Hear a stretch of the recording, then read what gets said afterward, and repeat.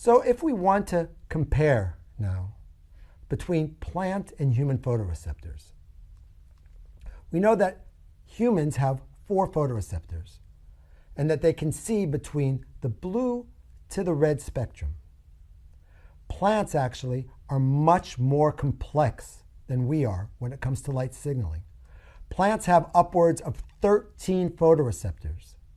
They have one that's called UVR8, which we didn't go into details of, which allows the plant to detect UV light, light that we're blind to. Plants can see this and respond.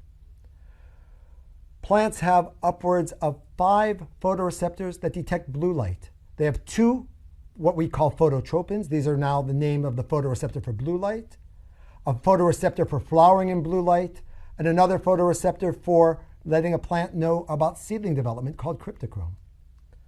Plants also can detect green light, and they have multiple photoreceptors for red and for far red light. Actually, Arabidopsis has 5 different types of phytochromes. So that we can see that from a plant's perspective, humans actually may be somewhat visually dysfunctional because plants can see much more.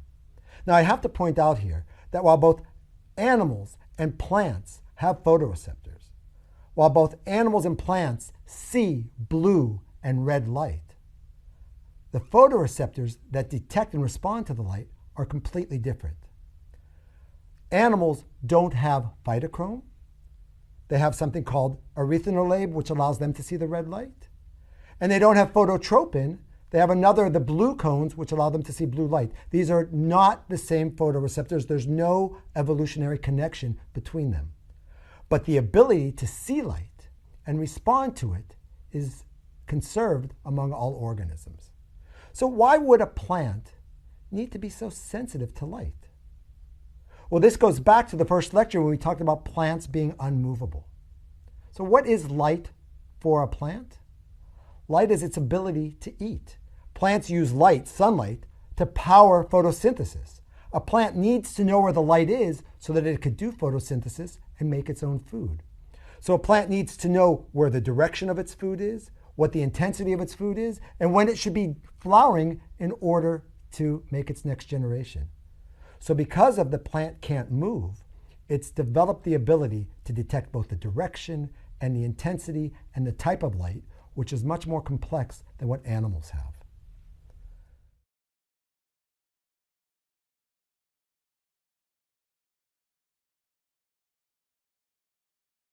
I want to end with one other thing here. I talked about how plant signaling or light signaling is not evolutionarily connected between plants and animals. And that's correct except for one molecule or one example. And that's this molecule here called cryptochrome.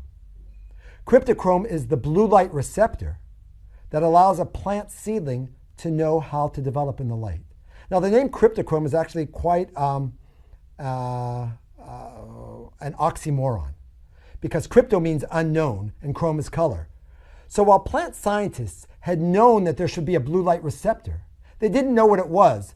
And Professor Johnny Gressel at the Weizmann Institute named it cryptochrome because they didn't know what the receptor was. Today we've cloned that gene and we know where this blue light receptor is, what it looks like, but the name has remained the same, cryptochrome. Now you also have cryptochrome in your bodies.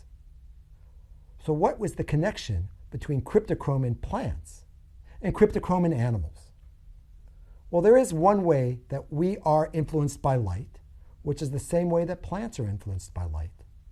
And that's our biological clocks. If you've ever gone through jet lag, you know that being out in the sun helps reset your clock. And actually, through evolution, all organisms have biological clocks. And all organisms have to have the ability to have their clocks set by the light environment. And this cryptochrome sets a plant's clock, and it also sets an animal's clock. So at least at this level, blue light signaling is conserved between plants and animals. So to summarize sight, what sight is for a plant and what it is for a person, we respond to a spectrum of about 400 to 700 nanometers, while plants respond to a spectrum of 300 to about 750 nanometers, a wider spectrum of vision. For us, light signals are sensed in the retina, whereas in plants, it's sensed in all cells. Humans have about 5 photoreceptors. Plants have 12 or 13 photoreceptors. Actually, the number is dependent on which species we're talking about, but in all cases, it's more than in humans. For us, it enables primarily identifying details that we see in pictures. Plants don't need to see the details, but for them, it enables them to find food. But actually, if you think about it, the details also enable us to find food. Light, for us, synchronizes the biological clock. And also for plants, it synchronizes the biological clock and enables a plant to know what season of the year it is.